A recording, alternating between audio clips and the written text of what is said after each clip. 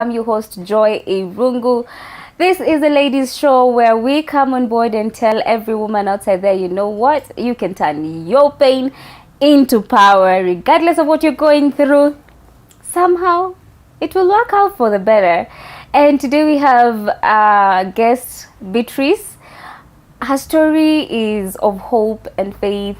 And actually, your story is aligned with purpose, you know, because if you didn't go through that, for real, you wouldn't be where you are, yeah? True. Karibu sana, Beatrice. Thank Asante. you for accepting our invitation to come and share your story and be part of this movement of ladies CLC, Cry, Learn, and Conquer.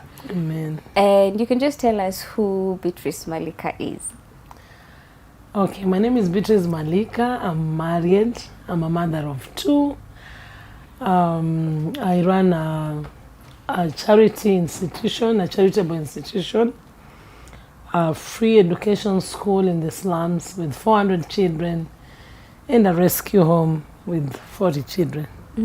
Yeah. Nice. Yeah. So that's what you're doing right now. That's your that's purpose. my day-to-day life. That's your purpose now. Yes. Now tell me your pain Yes. so that we got to where you are right now. I got married when I was very young. I got married a long time. I always say it's a long time. I did my wedding in 2006. And by the grace of God, I got pregnant. I got my baby in 2008.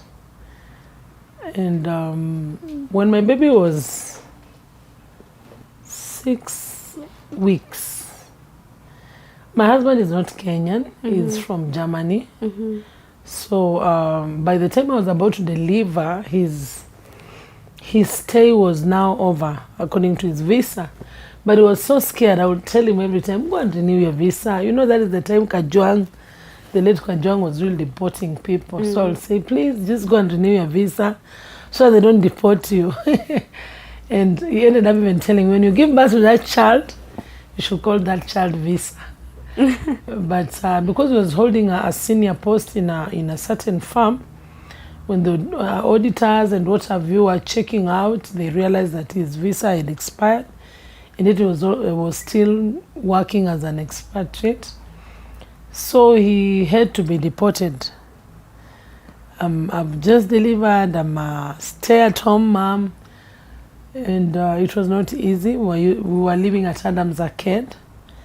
So now my life had to change. I always say I saw that it was like a 24-hour change. 1 minute in this place. So when he got deported, it was not easy going to court with a 6 weeks baby, following the vehicle to court. Then you are told again you have to go to Kibera court to pay the fine to come back to Kileleshwa. Oh God, it was tough. But anyway, long story short, he was deported. So my elder sister, Florence Wanjala, she's a reverend. She was my best maid in my wedding. So she said, I'm your mother. I'll not allow you, because I was like, I'll just look for a small house because I have some money. She said, no, I'll not allow you to live. And I thank God she did that, because I think I wouldn't be here today. So she said, I'll not allow you to stay alone. You come and stay with us. Where was she living? Githurai 44. That time, but now she lives in Syokimau. She has some rental houses in 44. That's where she was living. So we came and stayed with her, with my 2 kids. And it was not a walk in the park, because this is a life that has changed. Yeah, you have from Adams Arcade to Githurai 44. And that time it was not like now, that Githurai is so beautiful. There was sewage all over. And my daughter, we are at my sister's place, and she would say, I have this place. It smells like a pig house, you know. My sister's neighbor had pigs. So she was like, why can't we go back to our home? This place is so bad, mommy. And they eat ugali, you know. You are a refugee in somebody's house, and your daughter is talking like that. So my brother-in-law would be so pissed off sometimes. Okay, he wouldn't say, but there's a way he used to look at my daughter, those ones of, You don't know, you are homeless. You don't know what you're going through. Yeah, so as we were living there, we lived when my husband was deported, he had to find his feet back because everything he had come with it to Kenya. So he was starting afresh, and also the German also punished him. How can you be deported in an African country? Like seriously, an African country. So for 8 months, we were supposed to do like a community punishment, going in the morning to do this. So now getting money, enough money for us maybe to go back to our life was not easy. And when I lived with my sister I lived with her for like 5 months. I was in the house. I never used to go out. Because anytime I'll step out, because it was a flat, neighbors would be like, they wanted to see my baby used to cry. That baby cries a lot. So the time they saw her skin color, because she's biracial, so she's a 0.5, and she looks more of white than black. So that was also now another ni kazungu. Now every time I was staying in the house, it really used to break my heart, because I was like, God, I used to serve you, I used to give, I used to help people in need with the money my husband will give me maybe to go and just have fun, but I'll support here and there.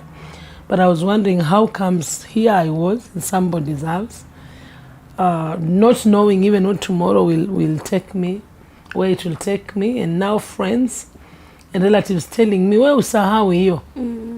Actually utoe pete uflash kwa choo. Huyo sasa ashaenda kwao mzungu, hutawahi muona, because many girls waliachwa hivyo, and then they are even saying, unajua fulani hata mzungu alienda na kwa irudi alimwachia tu mtoto. And it was not easy for me. Nasema gosh, no, I was just a young girl. I got married very young, and I had not even finished college. So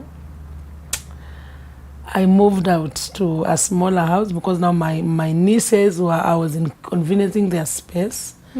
So they need their freedom, the university. Mtoto ndio huyu analialia, It was not easy even for them. But I thank God for their mom. So I had to move to a smaller one-room house, bed-sitter. And that's where I started living. But it was not easy, because now people see the baby, they expect you have money. Yeah. And also when they see the baby, they see you're a prostitute. Because people wonder, I remember people in church would ask me, yenyewe uko na roho juu, yani ulipata mzungu mpaka ukalala naye ukazaa, and you have just come from church. It really used to break my heart. They are talking like jokes, but you are like, I wish you knew. And one time even my neighbor asked me one day, ati nashangaa sana uko na mtoto mzungu na uko Githurai kwa sewage, tena kwa kabed sitter. Si ungekuwa hata kwa hii room, 2 bedroom yangu. Kwani alikuwa mtoto wa squad? I nearly jumped on her. But my daughter was sick, and I was like, God, do I have to go through all this mockery? Considering that I waited upon you to get married, I didn't go the other way. So I expect you to protect me from all this. So that time I had moved. Now this daughter of mine is going to school. It's a bit expensive. My husband doesn't have money. I don't work. So food was a problem. I can't keep on telling my sister, hatuna chakula. You understand? So my friends were scarce. Those friends my friends that I used to have in Adams, actually they even turned against me. Though they apologized, one died, one is still alive. She went back to Germany. But they really hurt me. It's like putting the last nail in the coffin. Because one of them, she was also married to a German. We were neighbors here at Adams Arcade. So one time I met with the husband. I was bringing my daughter to hospital here at Coptic Hospital. And I was bringing her to the clinic, so I had her phone. I had taken to the fundi, so I took it to the husband's office, which is directly opposite Coptic Hospital. So when the husband I didn't know what the husband went to tell her. Only for me to hear later that the husband told her, Beatrice looks so nice, she's tiny, she's skinny. You should look for her. She tells you what made her to reduce all that belly fat and what have you. My goodness, Nani Mashida. I was not eating well. So, of course, I lost weight because of problems, not because I was working out. You keeping a diet? No. So that one made her call me. She sent me message. I woke up in the morning, I found like 70 messages from her. I was like, you are a prostitute, you parasite. I'm not the one who deported your husband. Go and sleep with, I don't know what. You should buy a toy. You know, now I don't understand why she's abusing me, number one. So I called her. Oh, God. She called me all kinds of names. And because I saw she's not, we can't reason, and I don't know why she's abusing me, I stopped picking her phone, I blocked her. But later I unblocked her, then she sent another friend to tell me she's sorry. This is why she said all this thing, but you see, she has already hurt me. All of them now avoided me. She talked to all my friends in Adams and the ones who are living in Hurlingham. So nobody wanted to hear me. I have problems. You know, when you have problems, you have a friend that you can run to. I didn't have that time. All my friends stand against me, and they were like, I'm a bad person. And my relatives, others were rejoicing. Say, nasikali turingia kwa harusi. Sasa ako wapi na huyo mzungu wake? Ako wapi sasa? Ako Githurai kwa rumo? So I was like, God, this is too much. I can't go out. I can't talk to anyone. And I nilisikia mambo zako. Someone calls you all the way from the village to tell you, nilisikia bwana wako alikuacha alienda. God. So the story changed, but I thank God that when I went to Githurai 44, it was God's plan, because when we said we didn't have enough food, I'll sacrifice and say, let my daughters have, and me ni kunywa maji. And now this one, jua ni shida kwake, mvua ni shida kwake. Sunscreen ni 1500. She can't just like water uchote kwa tapu mpatie, you know. You have to boil the atahara wishi ata kwa word. Let me cut you short, Beatrice. Let's take a short commercial break. When we come back, we'll hear more from Beatrice. Please don't change the dial.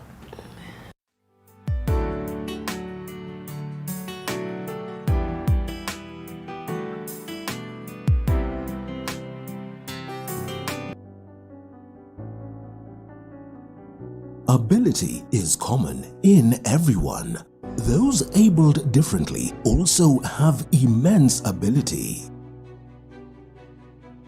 Maybe we are not good in both, but we can be good in life.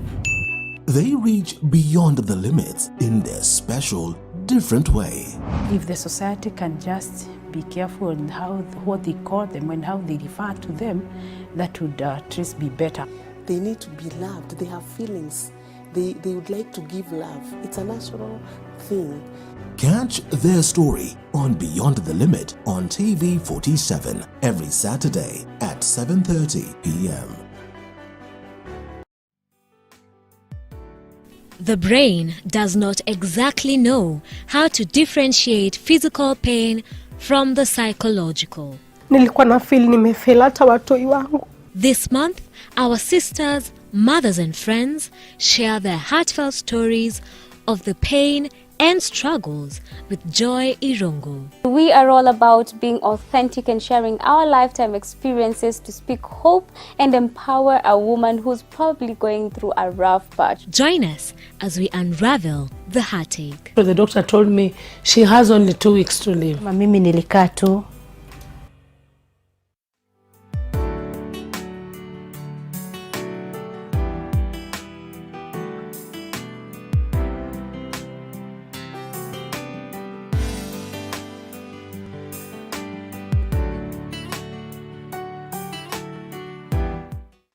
And we are back. Remember, the show is Night In with Joy. With me, your host, Joy Irungu. And we're speaking to Beatrice Malika, who's telling us her story, yeah? And we just left from now, your girl needs this stuff. Then now. Yeah, so she needs the sunscreen, she needs the kind of food she doesn't react with. Was a bit expensive, but by the grace of God, I started giving us slowly these normal things, gali mrenda, you know, things that gali skuma pole pole, and she started getting used to it. So I teach Sunday school at Sitam Thika Road. So by the time we were still in Githurai, there was word that from Valley Road, Sitam Thika Road was coming to Park University, which was near me because I used to come to Sitam Woodley. So now it's coming to Park University, which is in Roysambu, was a blessing for me because that time I was going to this church, but I'm still, you know, I'm still hurting, I'm confused, and I'm alone. So when it came in 2009, now I'll go to church. And every time I would go to church, I'll meet with kids playing. You know, on a Sunday, every day. And there are so many, they are jumping around, just doing their games. I'm like, kwani nyinyi hamwendangi Sunday school? And they're like, no. Hamwendi church? No. Kwa nini? Mwingine mama amelala, mama ametoka rodi, amelala. So, you know, that is when the time I learned masheng zingine. Yeah, so by the time I was passing them, every time God started speaking to me that this you need to know me, and how will they know me if you don't teach them? How will they know me if it's not you who will get the news to them? How then every time you say how beautiful it is for the feet that take the gospel, the good tidings, and I was like, God, now how do I begin? But long story short, where I was living in the bed sitter, down there was a mama who used to to sell veggies to me. So one time I got down and I'm so disturbed. How do I start a Bible club? My house is a self-confused house. So even how many children would you put there? You are on the bed, you are on the kitchen, and you're in the toilet at the same time. So when this lady, I went down to pick vegetables, she said, teacher, meet my pastor. I said, okay, so pastor, we knew each other. And he said, I'm really looking for a Sunday school teacher. So for me, that was like an open door for a Bible club. So I said, when you don't have Sunday school teachers in your church? No, where is your church? And the church was just like a few meters, 50 meters from my house.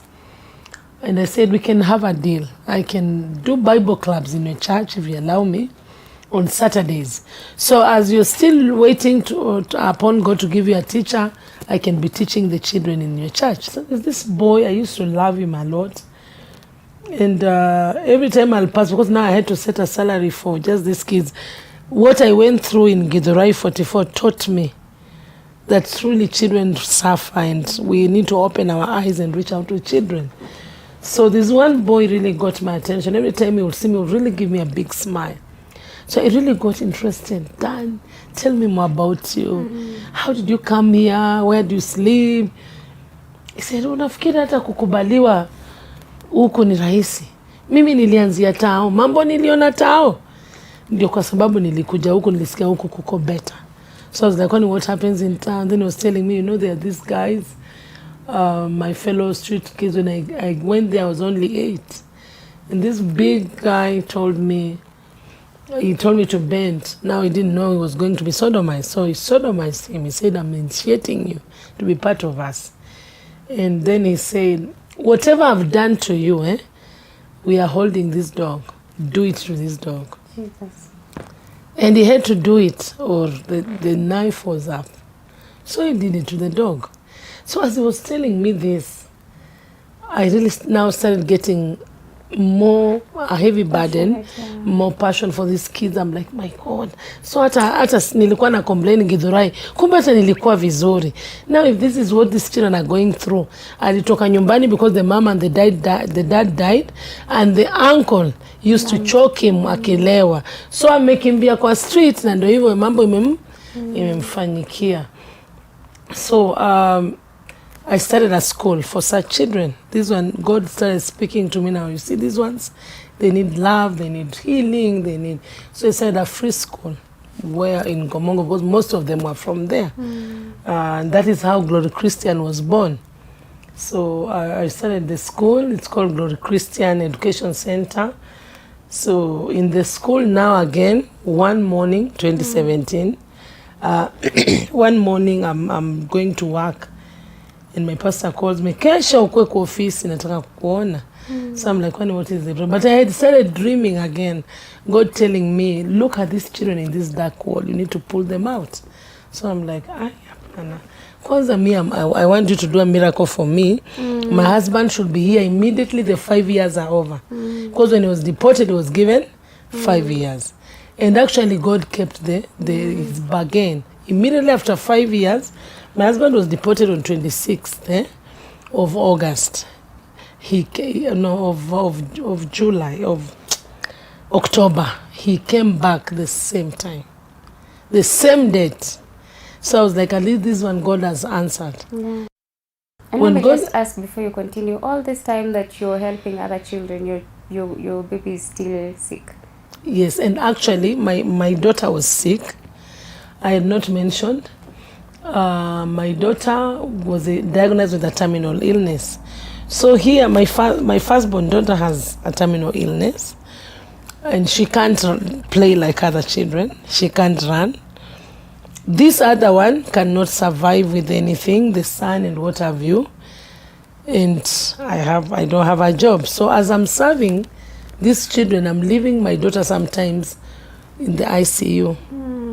As I'm serving these children, my daughter is in the house. She can't go to school. She has fainted. Another time they told me she's dead. And another time I took her to hospital, the doctor told me she has only 2 weeks to live. Go and love her. Do you prefer her in hospital or at home? That you can spend this short time she has because all her organs have shut. And I used to remember, there is a verse that for me, I always, even when I'm in whatever danger, I'll call God on that. Is Isaiah 41, 10 to 13. I will tell God, you said you yourself will help us. No, I need you to come and help me through this situation. Because I didn't know then, when I got married, I didn't know my daughter will get this sick. But 2013 is when the doctors told me that she's very ill. And I was supposed to start her on medication when I gave birth to her because she had issues with the oxygen. She was a sickler. She had sickle cell. So she's in pain most of the time. She can't handle too much heat. She can't handle too much cold. So you can imagine I'm also going through all that. I had forgotten to mention that I'm going also through that. And through stigma of having a 0.5 child. And you can't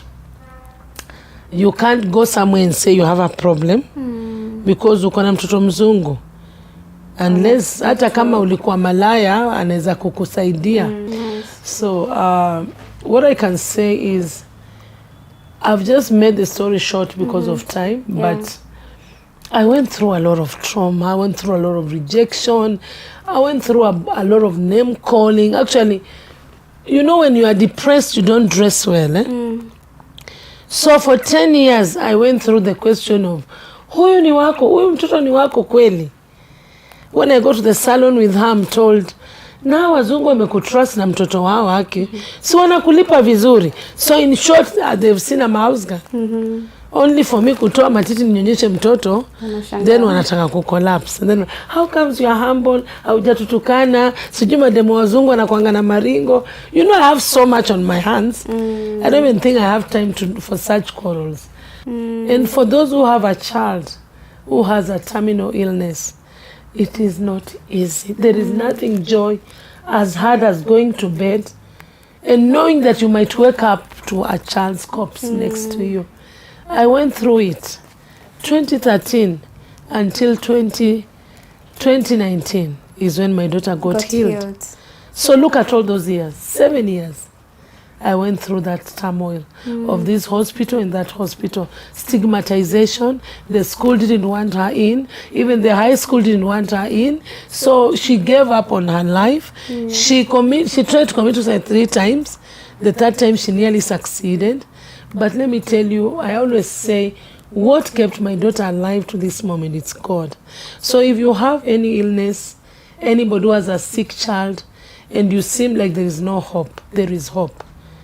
There is hope. Yeah. So the verse that I can leave them with that kept me going is, That's Isaiah 41. Yeah. From 10 onwards. The Lord will help you. Amen. Yeah. Thank you very much, Beatrice, for coming and being authentic and sharing your story. I don't know, you can just mention your social media handles for anybody who would like to reach out to the center.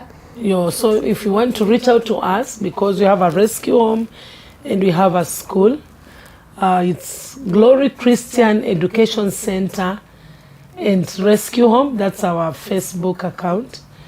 And our Instagram account is still the same, Glory Christian Education Center. And if you don't get it, if you tap on me, Beatrice Malika, you'll get it. The school is in Jadaini, next to the police. Everybody knows it. They call it Shule ya Machokora, Nama Orphans. The rescue home is in Kiamumbi, Uganda Street. So that's where we are working. 400 children in the school, 40 in the rescue home. Thank you very much. Guys, you can reach out to Beatrice Malika if you have anybody who you feel needs help. See you next week, same place, same time. Remember, social media handles are Joy Irungu, all social media platforms, or Lady CLC, or you can hit us up on TV47 social media handles. Stay blessed and enjoy the rest of your week.